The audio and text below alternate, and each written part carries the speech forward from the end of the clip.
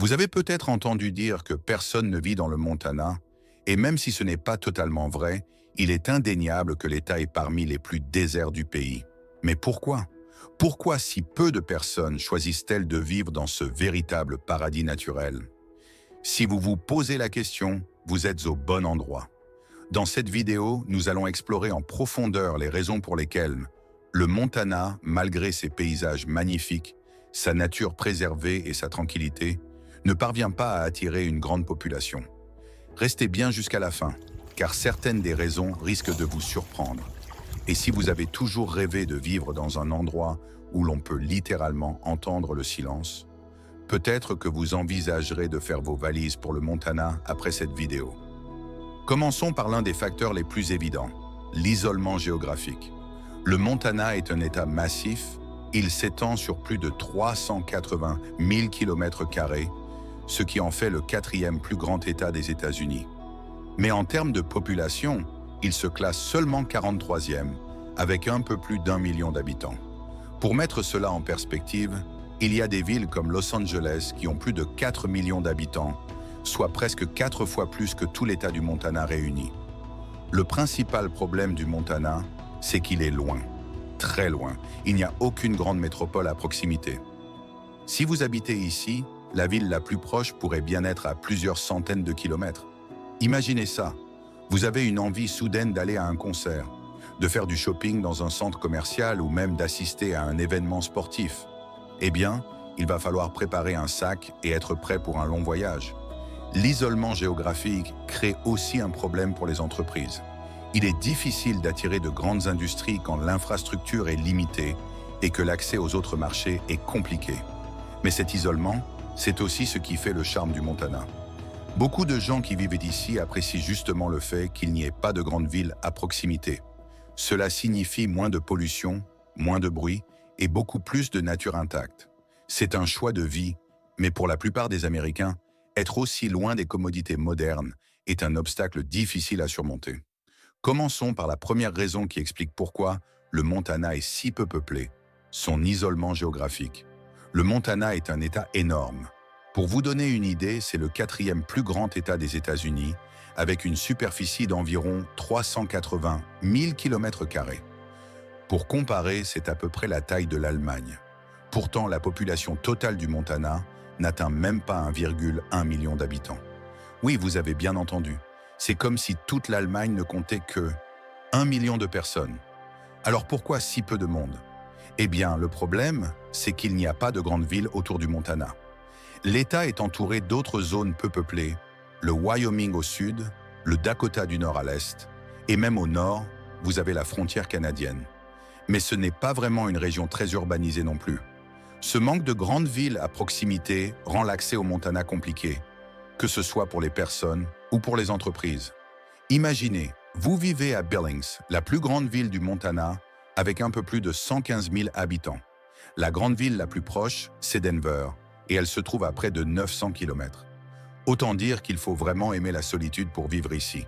Si vous avez envie de voir un concert, d'assister à un match de NBA, ou même de faire une grosse session shopping, il va falloir faire vos valises pour un long trajet. En plus, cet isolement pose aussi problème aux entreprises. Sans grande ville à proximité, il est difficile d'attirer des industries qui emploient beaucoup de monde. On y reviendra un peu plus tard, mais c'est l'une des raisons pour lesquelles le marché de l'emploi au Montana est assez restreint. En somme, le Montana est un endroit isolé, et cet isolement géographique décourage beaucoup de personnes de s'y installer. Passons maintenant à la deuxième raison, le climat. Si vous aimez les hivers doux, le Montana n'est probablement pas fait pour vous. Ici, les hivers sont longs, froids et très froids. Le Montana est connu pour avoir des températures hivernales extrêmes. Il n'est pas rare que les températures chutent bien en dessous de zéro, et des villes comme Great Falls ou Missoula peuvent connaître des semaines entières de neige et de vent glacial. Pour ceux qui aiment le soleil, les étés dans le Montana peuvent aussi être surprenants. Bien qu'ils soient généralement courts, ils peuvent devenir très chauds et secs, avec des températures dépassant parfois les 35 degrés Celsius. Cette combinaison d'hiver rigoureux et d'été brûlant n'est pas exactement ce que l'on appelle un climat modéré. Historiquement, ce climat a dissuadé les colons de s'installer en masse dans l'État. Au XIXe siècle, lorsque les pionniers traversaient l'Ouest américain, beaucoup d'entre eux ont préféré continuer leur route vers des endroits plus cléments comme la Californie ou l'Oregon. Et même aujourd'hui, le climat est une barrière pour de nombreuses personnes. Alors, si vous êtes du genre à fuir les intempéries, le Montana pourrait ne pas être votre destination idéale. Maintenant, parlons du travail. Le Montana a une économie plutôt stable, mais elle est loin d'être aussi dynamique que dans d'autres États. Si vous cherchez un emploi dans la tech, la finance ou même dans l'industrie manufacturière, vous risquez de devoir faire vos bagages. Les principaux secteurs d'emploi ici sont l'agriculture, la foresterie et l'exploitation minière. Bien sûr, cela peut être un mode de vie attractif pour ceux qui cherchent une vie plus simple, plus proche de la nature. Mais pour beaucoup, ces industries ne sont pas suffisamment diversifiées ou développées pour offrir des opportunités de carrière à long terme. Si vous ne voulez pas travailler sur un ranch ou dans une scierie, les options peuvent vite se limiter. D'ailleurs, selon les statistiques récentes, le taux de croissance de l'emploi au Montana est parmi les plus faibles du pays. Les startups technologiques, qui fleurissent dans d'autres régions comme la Californie ou le Texas, ne trouvent pas leur place ici à cause de l'éloignement géographique et du manque de main-d'œuvre qualifiée. Ce manque d'opportunités pousse les jeunes diplômés à quitter l'État pour des endroits où ils peuvent trouver de meilleures perspectives de carrière. Une fois partis, peu d'entre eux reviennent, ce qui contribue à maintenir une population relativement faible. L'une des raisons les plus pratiques qui explique la faible population du Montana, c'est l'accès limité aux soins de santé. Comme je l'ai mentionné plus tôt, le Montana est un État gigantesque, mais il compte peu de centres médicaux.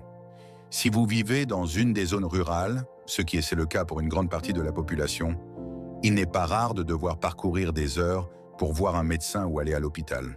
Par exemple, si vous vivez dans un coin reculé et que vous avez une urgence médicale, il se peut que l'hôpital le plus proche soit à plusieurs centaines de kilomètres. Cela peut poser de gros problèmes, surtout pour les personnes âgées ou celles qui souffrent de maladies chroniques. Bien sûr, les professionnels de santé au Montana font un excellent travail, mais la réalité, c'est que la distance et le manque d'infrastructures rendent les soins moins accessibles. Et ça, c'est un facteur dissuasif pour beaucoup de gens, en particulier pour ceux qui ont des enfants ou des besoins médicaux fréquents. Passons à une autre raison, souvent moins évoquée. Le manque de diversité culturelle et de services culturels. Le Montana est principalement rural, et la majorité de la population est blanche.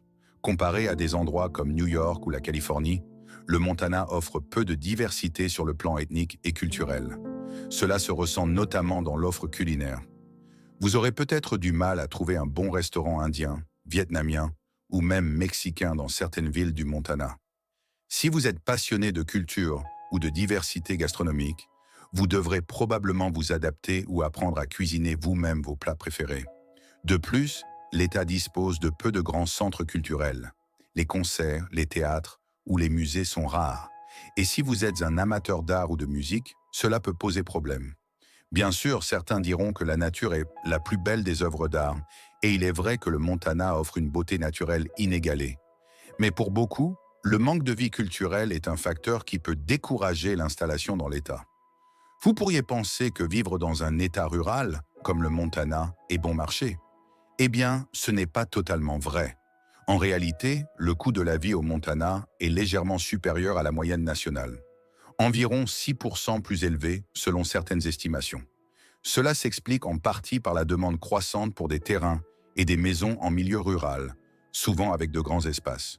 Pour ceux qui cherchent à acheter une propriété, il est vrai que le Montana offre souvent de grandes parcelles de terre, mais ces propriétés viennent aussi avec un prix. Les villes comme Bozeman, qui attirent de plus en plus de résidents à la recherche de tranquillité, ont vu les prix de l'immobilier grimper en flèche ces dernières années. Ainsi, même si le Montana est plus abordable que des endroits comme la Californie ou New York, il est loin d'être aussi bon marché qu'on pourrait l'imaginer. Et cela peut être un obstacle pour de nombreux potentiels résidents, en particulier ceux qui cherchent à s'installer dans des zones plus développées de l'État. Enfin, parlons des opportunités d'éducation. Le Montana n'a pas la réputation d'être un centre d'éducation universitaire. En fait, l'État compte très peu de grandes universités ou d'écoles spécialisées. Si vous êtes un étudiant qui cherche à obtenir un diplôme dans des domaines pointus comme la technologie, l'ingénierie ou les sciences, vous devrez probablement quitter l'État pour poursuivre vos études ailleurs. Et bien sûr, une fois partis, beaucoup de ces étudiants ne reviennent jamais. Ils trouvent des emplois dans d'autres États et décident, moi je dis, rester, ce qui contribue encore à la stagnation démographique du Montana. Alors, après avoir parcouru toutes ces raisons, pourquoi si peu de gens vivent dans le Montana? Eh bien, comme on l'a vu, cela tient à plusieurs facteurs.